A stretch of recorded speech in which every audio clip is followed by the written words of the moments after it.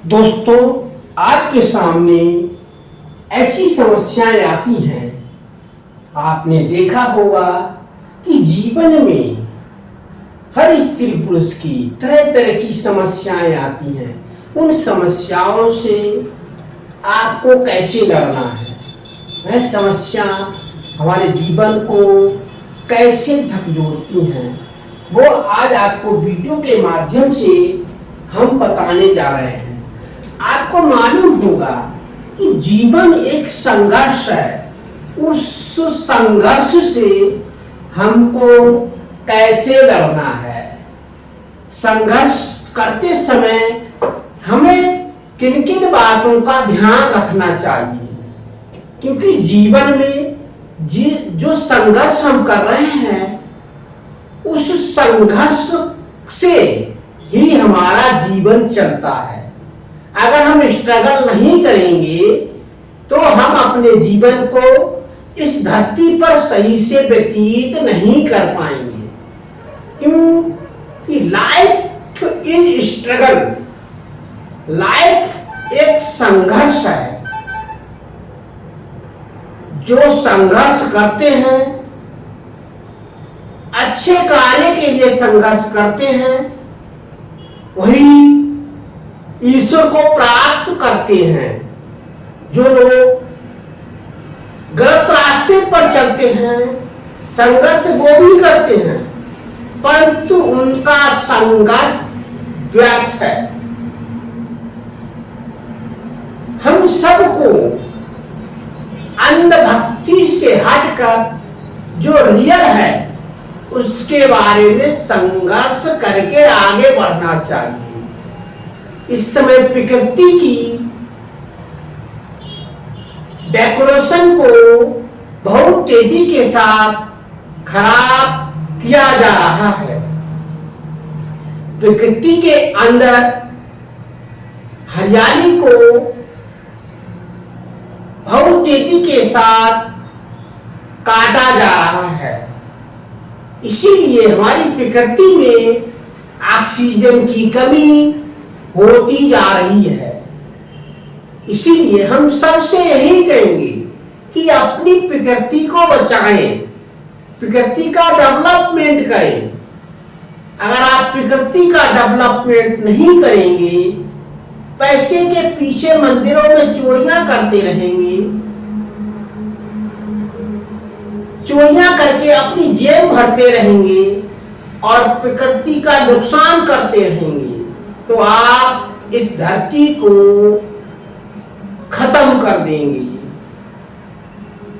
हमें अपने आप को बदलना होगा, अंधभक्ति से हटना होगा। चाहे कोई गवर्नमेंट का नेता हो, चाहे सिंपल मानव स्त्री पुरुष हो, जो प्रकृति के साथ खिलवाड़ कर रहे हैं वो इस देश के राक्षस रूप में माने जाएंगे। हमें आंखें खोलना चाहिए, शांति चित्त से मौन होकर सोचिए, अपने आत्मा और परमात्मा का मेल कीजिए कि आप क्या कर रहे हैं, आप किसके लिए स्ट्रगल कर रहे हैं, आप सही रास्ते पर स्ट्रगल कर रहे हैं या गलत रास्ते पर चलकर स्ट्रगल कर रहे हैं। वो आपको शांति के साथ अगर आप सोचेंगे, आत्मा से मन को जोड़ेंगे, तो आपको उसका रिजल्ट जल्द ही मिल जाएगा। आप मंदिर में जाते हैं, हर स्त्री पुरुष मंदिर में जाता है, गुरुद्वारा में जाता है, मस्जिदों में जाते हैं, भगवान से मांगते हैं, दुआ करते हैं। भगवान अल्लाह या गुरुद्वारा में गुरु नानक के सामने झुककर पैर पकड़ते हैं और कहते हैं कि हमारी सभी इच्छाएं पूरी हो जाएं। मंदिरों में मूर्तियों के आगे पड़ जाते हैं, उनके पैर छूते हैं, जबकि वह मूर्तियां स्वयं मानव ने बनाई हैं, तो उसमें भगवान कहां से हो सकता है? भगवान तो आपकी आत्मा के अंदर ही है, जो परमात्मा के रूप में ट्रांसपेरेंस है, दिखाई नहीं देता। जो शरीर आपका चल रहा है, आपका ब्लड सर्कुलेशन शरीर के अंदर दौड़ रहा है,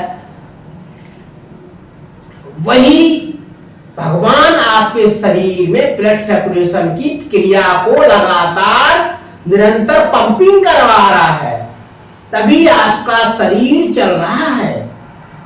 फिर भी आप मूर्तियों के आगे पैर छू रहे हैं, मंदिरों में बैठे हुए बाबाओं के पैर छू रहे हैं, मंदिरों में बैठे हुए पंडितों के पैर छू रहे हैं। इससे आपको कभी भी भगवान नहीं मिलेंगे। मंदिरों में चोरियां हो जा रही हैं, वही पंडित, वही गवर्नमेंट जिसने मंदिर को बनवाया है, वही चोरियां करवा दे रहे हैं। तो फिर आप मंदिरों में किस बात का चढ़ावा चढ़ा रहे हैं? मंदिरों में चढ़ावा चढ़ाना बंद कीजिए। मस्जिदों में चादर चढ़ाना बंद कीजिए। आप गरीबों की सेवा कीजिए। आपने देखा होगा कि मंदिरों में आप अपनी दुआ कबूल कराते हैं।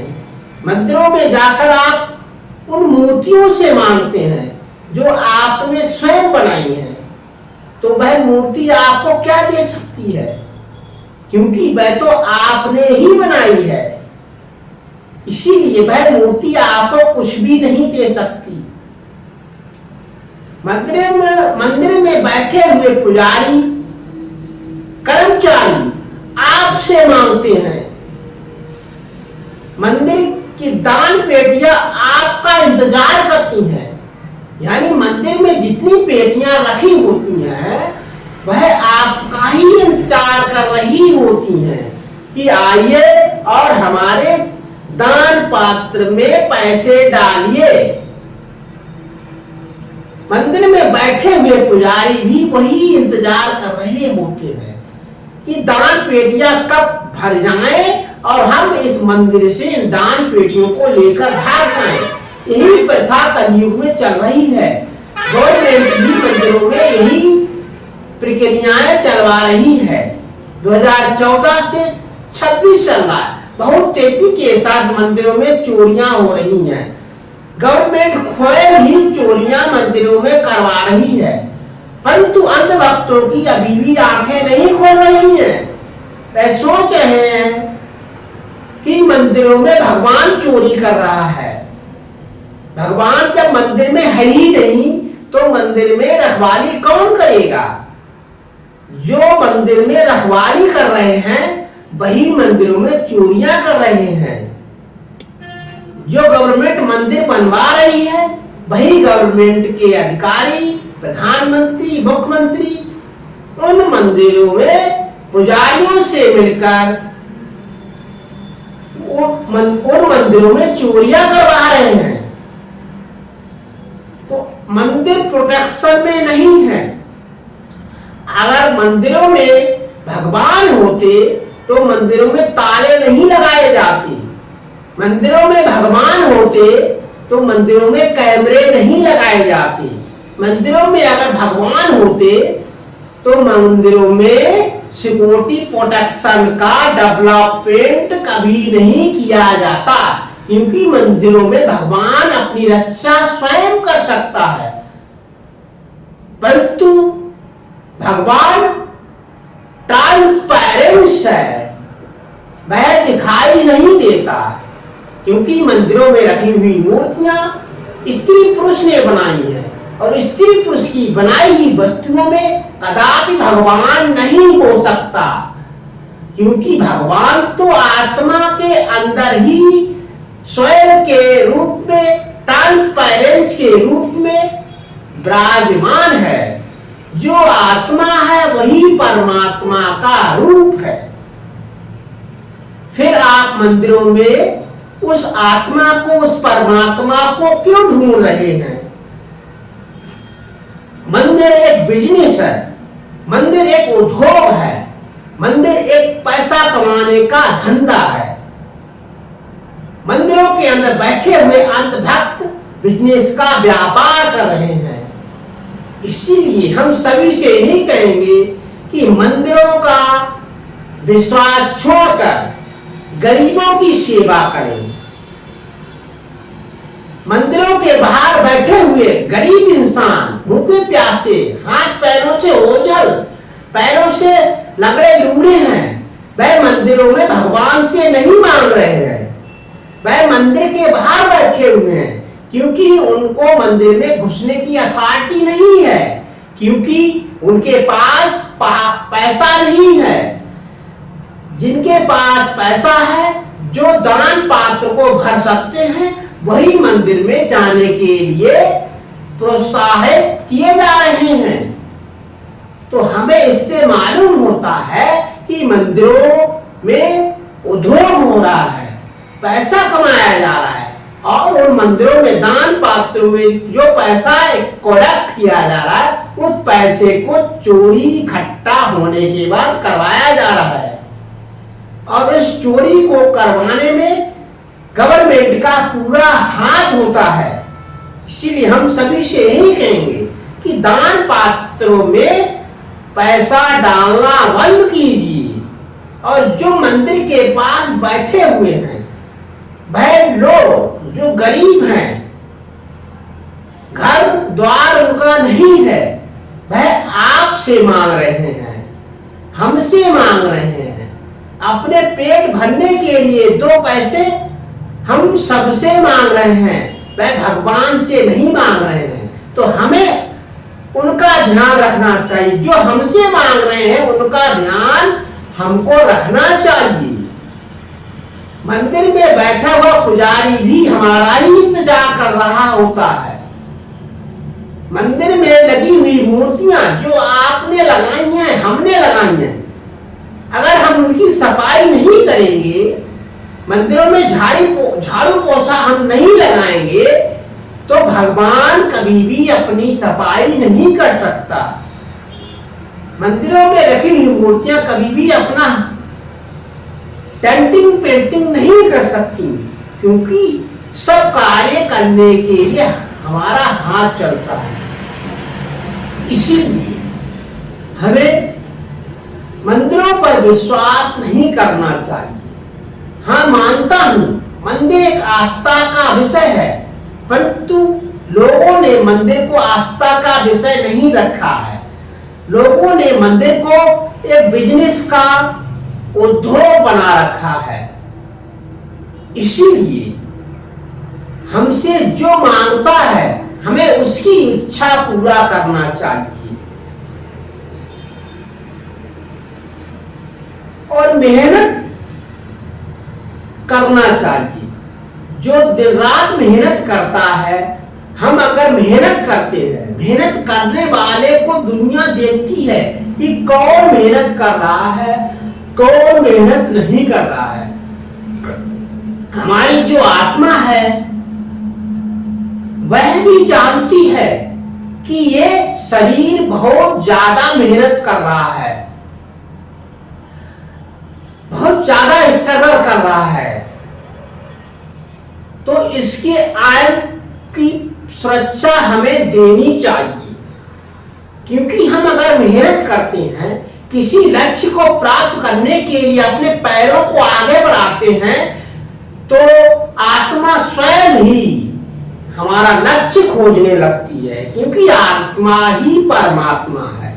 परमात्मा कहीं बाहर नहीं है, परमात्मा हर जीव के अंदर ही विराजमान है।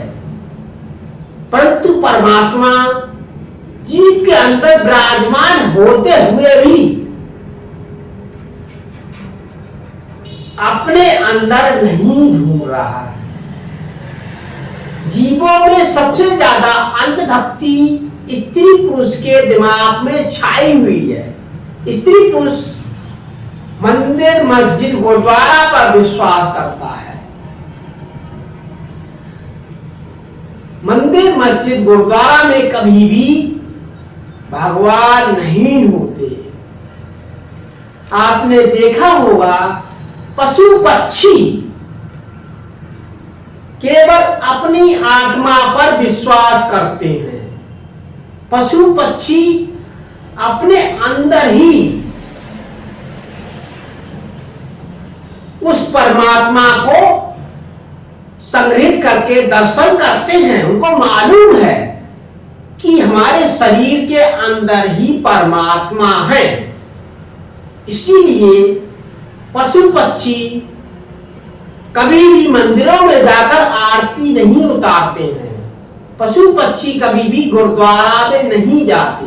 पशु पक्षी मंदिरों में कभी भी आरती नहीं उतारते हैं, ना ही कभी दान पात्र में पैसा डालते हैं। वह तो उस परमात्मा में लीन है जो उनके अंदर ही विराजमान है।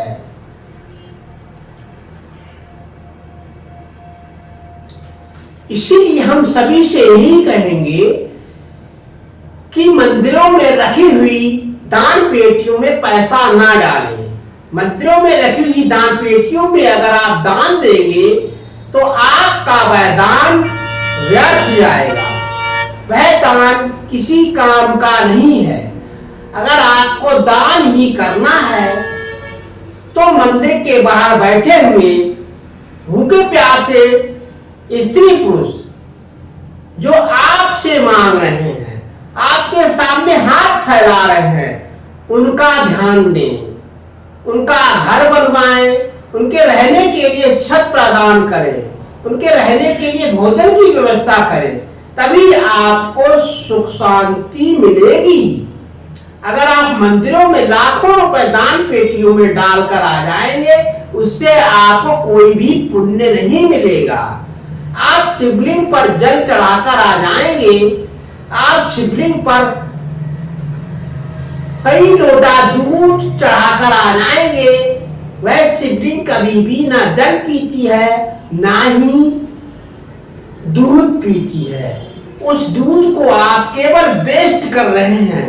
वह दूध नालों में जा रहा है, ना ही स्त्री पुरुष को मिल रहा है, ना ही जीव जंतुओं को मिल रहा है। नालों के द्वारा नदियों में जा रहा है। नदियों में वह एक परत को बना रहा है जिससे हमारी प्रकृति खराब हो रही है। प्रकृति में ऑक्सीजन की कमी हो रही है। अभी हाल में ही बाबाओं ने नदियों में कई हजार लीटर दूध को वेस्ट कराया। वह पाखंडी बाबा जो दूध को नदियों में फैला रहे हैं। लोग अंधभक्ति में चूर है। उन बाबाओं के कहने पर नदियों में लाखों लीटर दूध फैला दे रहे हैं। बाबा कह देता है कि नदियों में दूध डालने से आपको पुण्य मिलेगा, परंतु उन अंधभक्तों को मालूम होना चाहिए कि नदियों में दूध डालने से नदियों का ऑक्सीकरण रुक जाता है। नदियों में जो ऑक्सीकरण होता है, नदियों के नीचे से जो जीव जंतु हैं बस ऑक्सीजन को छोड़ते हैं। वह ऑक्सीजन वायुमंडल में जाती है और वह वायुमंडल में पहुंचकर नाइट्रोजन चक्र को बनाती है, जिससे हमारी फसल का उत्पादन होता है। वायुमंडल में बहुत तेजी के साथ बारिश होती है। जब ऑक्सीजन वायुमंडल में कम हो जाएगी तो बारिश नहीं होगी। इसीलिए नदियों में दूध नहीं डालना चाहिए। पाखंडी बाबाओं के कहने पर कोई कार्य नहीं करना चाहिए। आज के युग में तरह तरह के पाखंडी बाबा निकल कर आ रहे हैं। कुछ पाखंडी बाबा नंगे घूम रहे हैं, कुछ पाखंडी बाबा हुआ करके कपड़े पहनकर लोगों को बेवकूफ बना रहे हैं। नई उम्र के बच्चे पाखंडी बाबा बन जा रहे हैं। नई नई उम्र की लड़कियां पढ़ाई लिखाई छोड़कर पाखंडी बाबा बनकर कहीं आग के आगे बैठे हुए हैं, कहीं आग जलाकर उनमें मिट्टी शरीर पर लपेट कर साधना में लीन हो रहे हैं, यानी पाखंड फैला रहे हैं। शमशान घाट की मिट्टी के रूप में अपने आप को कह रहे हैं कि हम साध्वी हैं, परंतु इस कलयुग में सभी पाखंडी बाबा हैं। कोई भी बाबा सही नहीं है। हमें इन बाबाओं से दूर हटना चाहिए, पाखंड से हट जाना चाहिए और अपनी प्रकृति का ध्यान देना चाहिए। आत्मा को ही परमात्मा मानना चाहिए। आत्मा परमात्मा का रूप है। आपका शरीर जब तक जिंदा है तब तक आप मंदिर के दर्शन कर सकते हैं, आप पहाड़ों के दर्शन कर सकते हैं, आप पहाड़ों के ऊपर चढ़ सकते हैं, पहाड़ से नीचे आ सकते हैं। जिस दिन वह आत्मा आपके शरीर से निकल जाएगी, आप ना पहाड़ पर चढ़ सकते हैं, ना मंदिर जा सकते हैं, ना मस्जिद जा सकते हैं, ना गुरुद्वारा जा सकते हैं, ना ही किसी शहर में जा सकते हैं। अपने शरीर का ध्यान रखें। अपने जो मंदिर आपका है, जिस मंदिर के अंदर आत्मा विराजमान है, जिस मंदिर के अंदर आप सांस ले रहे हैं, जिस मंदिर के अंदर आपकी आत्मा प्रसन्न चित्त रूप में रह रही है, उस मंदिर की सफाई रखें, उस मंदिर का ध्यान रखें। आपका शरीर ही आपका मंदिर है। आपका शरीर आपने नहीं बनाया। ये मंदिर प्राकृतिक रूप से बनाया गया एक निरंकार सुंदर सभ्य शारीरिक संबंध से बना हुआ एक सुंदर सा प्रतिबिंब है। उस प्रतिबिंब में आत्मा रहती है। जिसमें आत्मा रहती है, उस प्रतिबिंब को, उस शरीर को, उस मकान को आप साफ सुथरा रखें, निरोग रखें, सुरक्षित रखें। तभी आपकी आत्मा आपके शरीर में परमात्मा के रूप में प्रसन्न रहेगी। अगर आप बाहर के मंदिरों में विश्वास करेंगे, पाखंड में दौड़ेंगे, तो आप अपने शरीर का ध्यान नहीं दे पाएंगे। हमने देखा है, कामन लेकर जा रहे हैं, कंधे पर कामन लटकी हुई है, गले में घंटरियां लटकी हुई हैं, रोड पर दौड़ते हुए जा रहे हैं, पटके खा रहे हैं, एक्सीडेंट हो जा रहे हैं, शंकर भगवान को ढूंढते फिर रहे हैं, परंतु शंकर भगवान कहीं नहीं मिलते, क्योंकि सभी देवता आपके शरीर में वास करते हैं। पांच तत्व के रूप में, पांच तत्व के रूप में आपका शरीर, पंचेश्वर रूप में सभी देवता जिनको आप ढूंढते हैं, वह शरीर ही उन देवताओं के अंश से बना हुआ है। तो आप किन देवताओं को ढूंढ रहे हैं? आप अंधभक्ति में दौड़ रहे हैं, आपकी आंखें बंद हैं, आप अपने शरीर पर विश्वास ना करके उन पत्थरों पर विश्वास कर रहे हैं, उन मूर्तियों पर विश्वास कर रहे हैं जो आपने स्वयं ही बनाई है। हर स्त्री पुरुष अपने शरीर का ध्यान ना करके पाखंड पर विश्वास करता है। कहीं पूर्णागिरी जा रहे हैं, कहीं जगन्नाथ मंदिर में पहाड़ियों पर चढ़ते हुए जा रहे हैं, घोड़ों पर बैठकर जा रहे हैं। वह घोड़ा भी तो एक परमात्मा का बनाया हुआ प्रतिबिंब है, जिसके ऊपर आप बैठे हुए हैं। यानी जिन घोड़ों पर बैठकर आप जगन्नाथ मंदिर जा रहे हैं, तो आप पाप कमा रहे हैं, क्योंकि आप उस परमात्मा के ऊपर बैठे हुए हैं। घोड़े के अंदर भी परमात्मा है और उसके ऊपर आप बैठ कर अगर जगन्नाथ मंदिर में दर्शन करने जा रहे हैं, तो आपको परमात्मा जगन्नाथ मंदिर में कहां से मिल जाएंगे? क्योंकि आपने घोड़े के ऊपर बैठकर उस परमात्मा का अपमान कर दिया है। वह घोड़ा भी परमात्मा का ही रूप है। उसके अंदर भी वही परमात्मा है जो आपके अंदर है। आप जिस परमात्मा को ढूंढने जा रहे हैं वह परमात्मा उस घोड़े के अंदर भी है।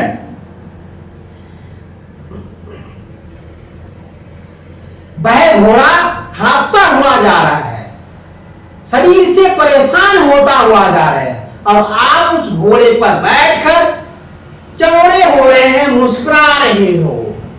आपको मालूम होना चाहिए कि आप जगन्नाथ मंदिर नहीं जा रहे हैं, आप पाप कमाते हुए शमशान घाट की तरफ जा रहे हैं। आपकी मृत्यु निश्चित है। जब आप उस घोड़े को परेशान कर रहे हैं, उस जीव को परेशान कर रहे हैं जिसके अंदर आत्मा है, और उसी आत्मा के ऊपर बैठकर आप जगन्नाथ मंदिर के दर्शन करने जा रहे हैं, तो आपको जगन्नाथ मंदिर में कोई भी परमात्मा नहीं मिलेगा। हर स्त्री पुरुष मंदिरों में गाड़ियों से जाता है, घोड़ों से जाता है, परंतु उनको मालूम होना चाहिए कि उन घोड़ों के अंदर भी वही परमात्मा है जो आपके अंदर है। अगर आप किसी को कष्ट देके पहाड़ों पर मंदिरों में दर्शन करने जा रहे हैं, तो आपको कदापि ही परमात्मा के दर्शन नहीं होंगे, क्योंकि आत्मा ही परमात्मा है। जगन्नाथ मंदिर हो चाहे कोई भी मंदिर हो, अयोध्या का मंदिर हो, आपको कभी भी परमात्मा नहीं मिलेंगे। अभी हाल में ही 200 करोड़ की चोरी राम मंदिर में हुई है। अगर मंदिरों में भगवान होते तो वह अपनी चोरी रोक सकते थे, परंतु वह मूर्तियां हम सबने बनाई हैं, कारपेंटरों ने बनाई हैं, और वह मूर्तियां केवल बिजनेस का एक व्यापार है। व्यापार करने के लिए मंदिरों में मूर्तियों को रखा जाता है। हम सब ही रखते हैं जिससे हम पैसा कमा सके। गवर्नमेंट भी मंदिरों का डेवलपमेंट पैसा कमाने के लिए बहुत तेजी के साथ कर रही है। इसीलिए हमें मंदिरों पर ना विश्वास करके अपने शरीर पर विश्वास करना चाहिए। इस 5 तत्वों से बने हुए बॉडी पर विश्वास करना चाहिए। जिस दिन वह 5 तत्व इस मिट्टी में मिल जाएंगे, उस दिन आप इस धरती पर कहीं दिखाई नहीं देंगे, आप विलीन हो जाएंगे, और आत्मा जो परमात्मा के रूप में है वह निकलकर हमेशा हमेशा के लिए विलुप्त हो जाएगी, प्रकृति में मिल जाएगी। इसीलिए हमें प्रकृति का ध्यान रखना चाहिए, प्रकृति में अधिक से अधिक पौधे लगाना चाहिए, प्रकृति में ऑक्सीकरण को बहुत तेजी के साथ डेवलपमेंट करना चाहिए। नदियों में दूध नहीं चढ़ाना चाहिए, नदियों की साफ सफाई करवानी चाहिए, जिससे नदियों के द्वारा ऑक्सीजन बहुत तेजी के साथ वायुमंडल में पहुंच सके। तभी तो आप वायुमंडल का सुधार कर सकते हैं, अधिक से अधिक पौधे लगा के सुधार कर सकते हैं, नदियों की साफ सफाई करके आप ऑक्सीजन का ग्रोथ कर सकते हैं। चलिए हम सबको इम्यूनिटेशन बनाना चाहिए, नदियों की साफ सफाई करनी चाहिए, अधिक से अधिक हर स्त्री पुरुष को अपने घरों में पौधे लगाने की प्रतिज्ञा करना चाहिए। हम सबको इम्यूनिटेशन बना लेना चाहिए, एकता संकल्प बनाना चाहिए, और अपने देश को ऑक्सीजन से डेवलपमेंट करने के लिए आगे प्रोत्साहन देना चाहिए। अंधभक्ति फैलाने वाली गवर्नमेंट को इस देश से उखाड़ कर फेंकने में ही भलाई है। अपने जीवन को बदलिए, अपने आप को बदलिए, और आने वाले समय में डेवलपमेंट करने वाली गवर्नमेंट को चुनिए। आज के लिए इतना ही। जय हिंद, जय भारत।